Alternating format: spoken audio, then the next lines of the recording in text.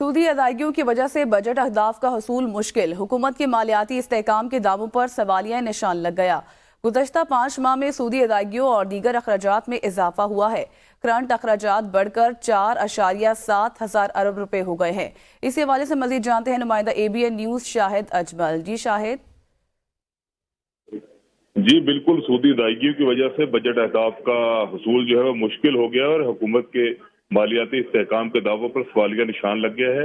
गुज़श्ता 5 माह में सूदी अदायगियों और दीगर अखराजात पर में इजाफा हुआ है और हुकूमती अखराजात में नुमाया इजाफा हुआ है। मजमूई अखराजात गुज़श्ता 5 साल के इसी दुरानिये के मुकाबले में 43% बढ़ गए हैं और अखराजात बढ़कर 4.83 हज़ार अरब रुपए की सतह पर पहुंच चुके हैं। और जबकि तरक्याती अखराजात पर पाबंदियों में नवंबर में कुछ नरमी की गई थी, जिसकी वजह से भी ये मामला पैदा हुआ है और सिर्फ एक माह में वफाकी हुकूमत के बजट में खसारे में 80 अरब रुपए का इजाफा हुआ है और 5 माह के दौरान करंट अखराजात भी गुज़श्ता साल के मुकाबले में 45% बढ़ गए हैं।